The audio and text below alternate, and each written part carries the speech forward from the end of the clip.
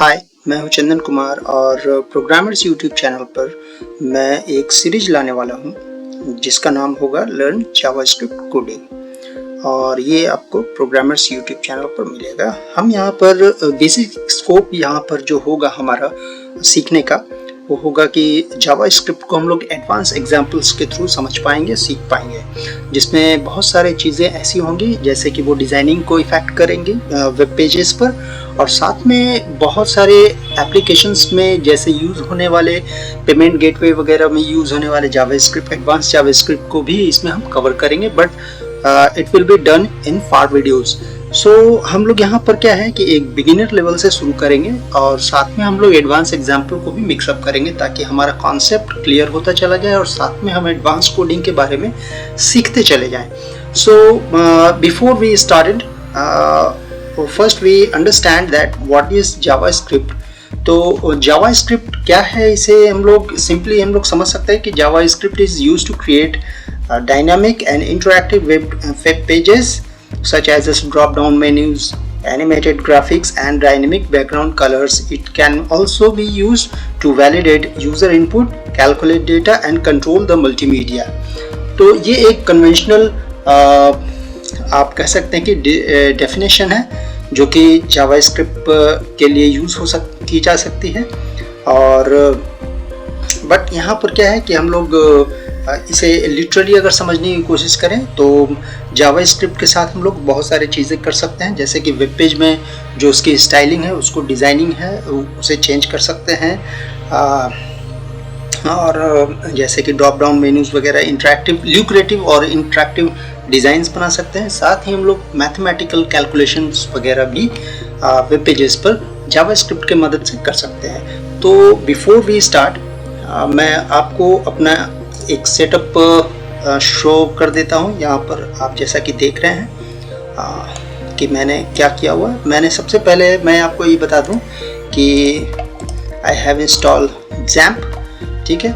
ये मेरा जो रिलीज़ वर्जन है वो 6 अप्रैल 2021 का है और ये it is almost latest. So I have already started the instance of Apache and MySQL. मैं इसे बंद कर देता हूँ फिलहाल, and where I have located these files, तो मैं वो भी आपको दिखा देता हूँ। यहाँ पर यहाँ C ड्राइव के अंदर आप देख सकते हैं XAMPP नाम की फोल्डर है, htdocs, और यहाँ पर मैंने प्रोग्रामर्स नाम का एक फ़ोल्डर बना रखा है जिसमें इन सारे कोर्सेज को मैं कवर करने वाला हूँ। तो लेटर ऑन आप हमसे और भी कोर्सेज के लिए भी जुड़ सकते हैं, और मैं आपसे रिक्वेस्ट करता हूँ कि आप हमारे YouTube चैनल पर अगर नए हैं तो आप हमारे YouTube चैनल को सब्सक्राइब कर लें ताकि आपको मेरे वीडियोज़ के अपडेट्स मिलते रहें। सेकेंडली हम लोग चलते हैं यहाँ पर और आगे बढ़ते हैं कि व्हाट इज़ जावास्क्रिप्ट, जो कि जैसे यहाँ पर लिखा हुआ है कि JavaScript is a text based programming language used both on client side and server side that allows you to make web pages interact. तो यहाँ पर क्लाइंट साइड के लिए जो बात हो रही है, तो अभी हम लोग क्लाइंट साइड के लिए ही बात करेंगे। सर्वर साइड की भी यहाँ पर मेंशनिंग की गई है। दैट मीन्स कि सर्वर साइड में अगर मैं बात करूँ तो यहाँ पर Node.js और React.js जैसे प्रोग्राम लैंग्वेजेस को, यहाँ पर फ्रेमवर्क्स को रेफर किया जा रहा है। JavaScript used to create dynamic and interactive web pages, जो कि हमने अभी कहा, such as drop down menus, animated JavaScript, dynamic background color, and it can also be used to validate user input। जो आप user input करते हैं बहुत सारे अपने या फिर बहुत सारे एप्लीकेशंस में आपने देखा होगा कि जो कि क्रेडेंशियल इनपुट करने के काम में आती है, जो कि हम लोग आगे देखेंगे। यूज़र नेम, पासवर्ड वगैरह को वैलिडेट करने में, ये ईमेल्स करेक्टली इनपुट किए गए हैं कि नहीं, तो वो सब सारी चीज़ें को यूज़ करने, वैलिडेट करने के काम में भी आती है। जावास्क्रिप्ट वहाँ पर भी यूज़ होता है। JavaScript is scripting language which means that is not need to be compiled before can be use executed. मतलब देख यहाँ पर क्या है कि जावास्क्रिप्ट क्या है, एक स्क्रिप्टिंग लैंग्वेज है। स्क्रिप्टिंग लैंग्वेज और प्रोग्रामिंग लैंग्वेज में एक डिफरेंस होता है। प्रोग्रामिंग लैंग्वेज यानी कि आपका जावा हो गया, C++ हो गए, तो इन सभी प्रोग्रामिंग लैंग्वेजेस पर अगर आप प्रोग्राम क्रिएट करते हैं, एप्लीकेशन बिल्ड करते हैं, तो पहले उन्हें कंपाइल करना पड़ता है एंड फिर उसके बाद वो एग्जीक्यूट होते हैं। तो कंपाइलिंग में क्या होता है कि वो ओएस बेस्ड होते हैं, मतलब ओएस के आर्किटेक्ट के अकॉर्डिंगली काम करते हैं। अगर आप लिनक्स अगर आप C++ पर काम कर रहे हैं लिनक्स ऑपरेटिंग सिस्टम पर, तो वो सिर्फ और सिर्फ वहाँ पर जो कंपाइलर्स हैं C++ पर बनाए गए जो प्रोग्राम्स को कंपाइल करेंगे, तो वो सिर्फ लिनक्स को ही लिनक्स पर ही एक्सेस किए जा सकते हैं, नहीं कि विंडोज़ पर। तो ये एक बहुत ही बड़ा डिफरेंस है, उसे हम आगे आने वाले वीडियोस में भी समझेंगे जब हम C++ को तो ओवरव्यू करेंगे। बिकॉज अगर हम जावास्क्रिप्ट को भी बहुत अच्छी तरीके से समझना चाहते हैं तो हमें C++ के कॉन्सेप्ट्स को भी अच्छी तरीके से समझना पड़ेगा। तो आगे बढ़ते हैं और जानते हैं कि जावास्क्रिप्ट क्या कर सकता है। Here are some examples what JavaScript can do. Creating interactive web pages such as drop-down menus, animated graphics, and dynamic background colors. Validating user input such as email addresses and phone numbers. Calculating data such as discounts, shipping costs, controlling multimedia such as playing or pausing videos, building web applications such as chat apps and online games, developing server-side applications such as Node.js। तो मैंने पहले ही आपको कहा कि यहाँ पर जो server side के लिए जो एप्लीकेशंस के लिए बात होगी तो वहाँ पर Node.js और Vue.js जैसे प्रोग्रामिंग फ्रेमवर्क्स की बात हुई। Node.js सर्वर साइड लैंग्वेज आप कह सकते हैं उसे। तो यहाँ पर हम लोग ऑलमोस्ट जान चुके हैं कि जावास्क्रिप्ट के साथ हम क्या कर सकते हैं। एक छोटा सा हमने इंट्रोडक्शन ले लिया है। अभी हम जानेंगे कि यह जावास्क्रिप्ट को कहाँ लिखा जा सकता है, फिर इसका आउटपुट कहाँ किया जा सकता है, जावास्क्रिप्ट की स्टेटमेंट कैसे लिखी जाती है और जावास्क्रिप्ट के सिंटैक्सेस को कैसे लिखा। तो अब हम आगे बढ़ेंगे और देखते हैं कि जावास्क्रिप्ट के कोड्स को हम लोग कहाँ लिख सकते हैं। इसके लिए सबसे पहले हम एक नया फाइल बनाते हैं और इसका नाम देते हैं page1.html। ओके, यहाँ एक HTML स्टैंडर्ड डॉक्यूमेंट मैंने क्रिएट कर लिया है।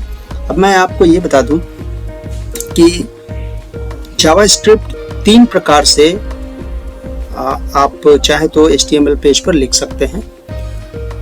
अगर CSS के बारे में आपने जाना होगा तो आप जानते होंगे कि CSS जो है वो 3 तरीके से HTML पेज पर कोड किया जा सकता है। एक है इनलाइन कोडिंग, दूसरी है इंटरनल कोडिंग और तीसरी है एक्सटर्नल कोडिंग। तो CSS को जो है जैसे कि इनलाइन किसी भी जैसे कि स्टाइल एट्रीब्यूट के साथ इस तरीके से लिख सकते हैं। तो उसी तरीके से जावास्क्रिप्ट को भी 3 तरीके से हम लिख सकते हैं HTML पेज पर। सबसे पहला है इनलाइन जावास्क्रिप्ट, जहां पर हम लोग सिर्फ फंक्शन को किसी भी फंक्शन को कॉल कर सकते हैं, पैरामीटर को ट्रांसफर कर सकते हैं। दूसरा है इंटरनल स्क्रिप्टिंग ऑफ जावास्क्रिप्ट और तीसरा है एक्सटर्नल जावास्क्रिप्ट। तो सबसे पहले जो हम अभी एग्जांपल लेते हैं, जैसे कि यहाँ पर मैंने प्री डिफाइंड एग्जांपल बनाकर रखा हुआ है। यहाँ पर इंटरनल जावास्क्रिप्ट आप देख सकते हैं, ये एक जावास्क्रिप्ट कोड है जो कि बटन के ऊपर जो है वो कॉल हो रही है। तो हम यहाँ पर इस एग्जांपल को पहले रन कराते हैं। इस एग्जांपल 1 को हमने लिया है। यहाँ इस बटन को जब हम क्लिक करते हैं तो आप देख सकते हैं कि यहाँ पर चेंजेस हुए हैं। तो दैट मीन्स क्या है, अगर इसको फिर से मैं रिफ्रेश कर दूंगा तो फिर बैक इन स्टेट पोजीशन पर आ जाएगी और चेंज कलर करने से यहाँ पर इसकी कलर चेंज हो जाएगी। तो यहाँ पर मैंने किया क्या है, मैं आपको दिखा देता हूँ। सबसे पहले मैंने एक जो है कंटेनर लिया है div ब्लॉक का, उसको मैंने स्टाइल किया है। इस जो है उसकी विड्थ और हाइट को 300 पिक्सल रखा है। डिस्प्ले ब्लॉक मार्जिन जो है 50 पिक्सल ऊपर है, टॉप से मार्जिन ली हुई है। यहाँ पर आप देख सकते हैं टॉप की मार्जिन है और साथ में ऑटो मार्जिन किया हुआ है। ऑटो मार्जिन होने के कारण ये दोनों सेंटर में है, लेफ्ट एंड राइट जो है सेंटर अलाइनमेंट है वो। और बैकग्राउंड कलर जो है इसका हमने बाय डिफॉल्ट लिया हुआ रेड। तो यहाँ पर रेड।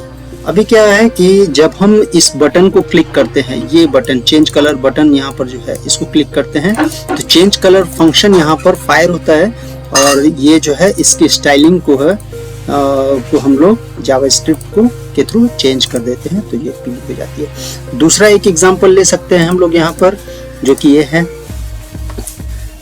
और आते हैं हम लोग दूसरे एग्जांपल में। यहाँ पर भी मैंने इनलाइन कोडिंग की हुई है, इंटरनल कोडिंग की हुई है। तो सकते हैं कि बटन में मैंने कुछ इवेंट्स लगाए हुए हैं। इवेंट्स पर मैंने एक फंक्शन को कॉल किया है जो कि ये फंक्शन है, और साथ में यहाँ पर एक सी पैरामीटर है जो कि कलर के लिए है।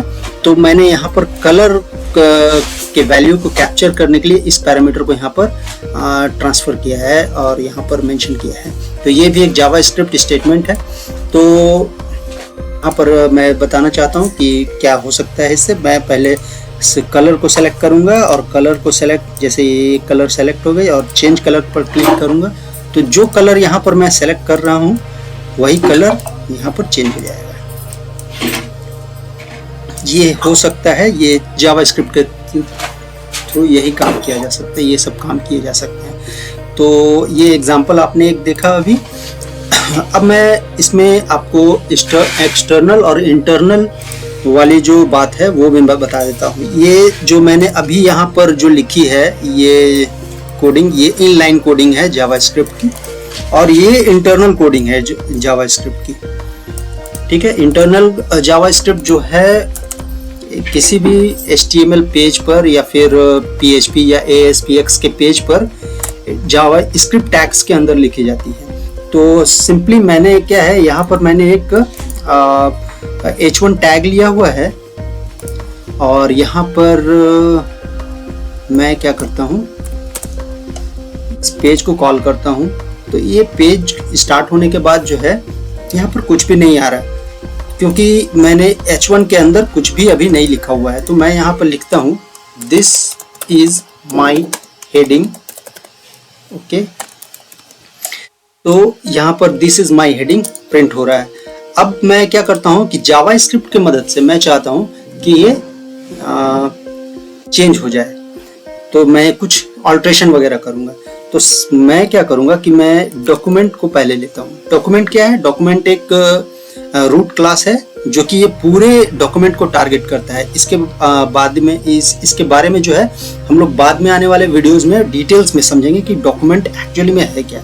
डॉक्यूमेंट जो रूट क्लास है उसके अंदर कई सारे मेथड्स होते हैं। तो मैं यहाँ पर gate elements bye tag names अभी मैं फिलहाल लेता हूँ। तो ये gate elements bye tag name एक मेथड है जिसके थ्रू हम लोग यहाँ पर किसी भी HTML डोम यानी डॉक्यूमेंट ऑब्जेक्ट मॉडल के किसी भी एलिमेंट को हम लोग उसके टैग नेम के थ्रू टारगेट कर सकते हैं। इस मेथड का काम यही है। तो यहाँ पर टैग का नेम क्या है? H1। तो मैं यहाँ H1 लिख दूंगा। और चूंकि कि ये एक जो है पूरे हेड1 है, मतलब H1 के पूरे मतलब सेट को टारगेट करेगा। तो यानी कि मैं अगर यहाँ पर H1 नाम से अगर एक और अगर बनाऊंगा और इसी तरीके से बहुत सारे हेडिंग्स में अगर बनाऊंगा तो ये सभी को टारगेट करेगा। तो इसके लिए मुझे क्या करना होगा कि यहाँ पर एक इंडेक्स लगाना होगा क्योंकि ये पहला है, ये इस सेट का पहला है, तो डॉक्यूमेंट्स का पहला ऑब्जेक्ट है। तो इसीलिए मैं यहाँ पर एक अभी फिलहाल इंडेक्स लगा रहा हूँ। अगर मान लेते हैं कि मुझे दूसरे वाले को अगर लेना होता है या तीसरे वाले, ये 0 1 2 3 इस तरीके से एरे जिस तरीके से स्टार्ट होता है उसी तरीके से ये भी स्टार्ट होता है। तो अगर मान लो कि ये मैं लिखता हूँ फर्स्ट, फिर मैं इसे लिखता हूँ सेकंड, फिर मैं लिखता हूँ इसे थर्ड, ये लिखता हूँ मैं यहाँ पर फोर्थ। यहाँ पर अगर मुझे फर्स्ट वाले को अगर टारगेट करना है तो मैं यहाँ 0 दूंगा, अगर सेकंड वाले को टारगेट करना है तो 1 दूंगा, और यहाँ लिखूंगा इनर HTML। इनर HTML भी एक मेथड है जिसके थ्रू इसके अंदर के HTML को हम लोग टारगेट करते हैं। तो यहाँ पर मैं लिखता हूँ मुझे सबसे पहले वाले को मुझे टारगेट करना है, तो मैं लिखूंगा यहाँ पर 0 और यहाँ लिखूंगा दिस इज माई